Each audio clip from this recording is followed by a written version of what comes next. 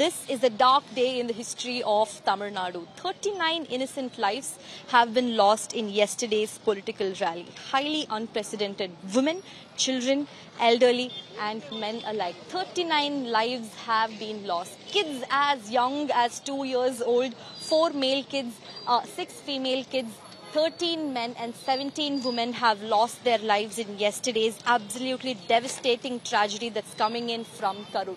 You can see how slippers are being strewn around this particularly cordoned off space. In fact, the police have barricaded this whole stretch because the investigation is currently underway to really find out what caused yesterday's stampede at Vijay's political rally.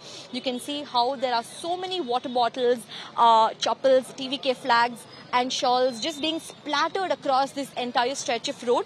There are also speakers kept over here, some very crucial equipments for yesterday's political rally which will be used as evidence, and that's why this whole place has been cordoned off to ensure that evidence is securely maintained for future and further investigation. In fact, I just want to show you this entire stretch of road where yesterday's TVK rally was held. You'll be shocked to know how constricted and cramped this is.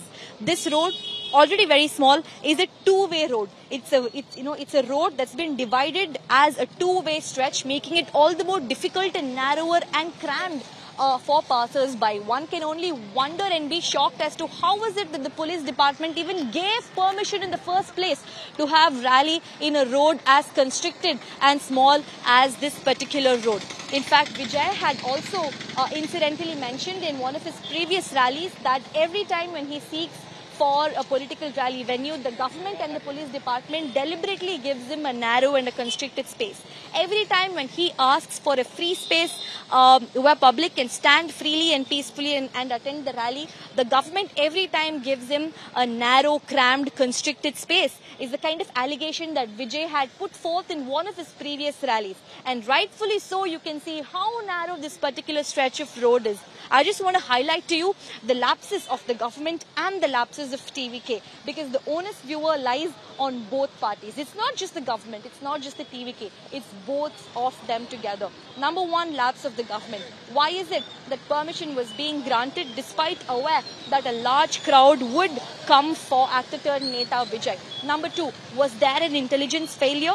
Didn't the police department know that for an actor turned Neta as tall as Vijay, there would be scores of people, way more than expectation, that would gather? Why was there an intelligence failure? Number three, why was there no precautionary measure that was taken by the police to manage the crowd? Why is it that only 500 police personnel were deployed for a crowd that's running up to tens of thousands? 500 is abysmally low. Number four, why was there a lathi charge to disperse the crowd? That has caused even more chaos in this particular stretch of road. Even though the DGP might deny it, but there was a lathi charge in order to control and disperse the crowd.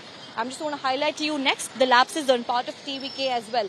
Why was it that despite knowing that the venue was very constricted and cramped, why is it that Vijay had to still go ahead and have his political rally in this particular venue? Why is it that TVK agreed? Number two, why was it that this event was poorly organized? Vijay was supposed to come here at 12 o'clock, at around 12:30, but he turned up at 7:40. There was a delay in more than 7 hours.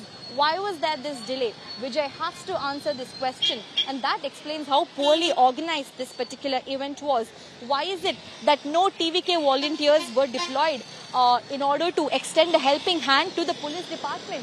Why is it that the TVK party did not manage to deploy volunteers from their own party in order to help manage and disperse the crowd? Another lapse was that there were no emergency vehicles stalled in this particular stretch of road. As soon as tragedy struck, that was when calls were made to bring in ambulances. Why is it that emergency vehicles were not there on standby? Another lapse is that this whole event should have been cancelled when it was known that Vijay was going to be late by so many hours. Why is it that the event still went on without a cancellation? Was an election rally more important than the value of people's lives? That's the big question that both the police department and TVK must answer for. With camera person Daniel, Anaga Keshav reporting for India Today from Karur.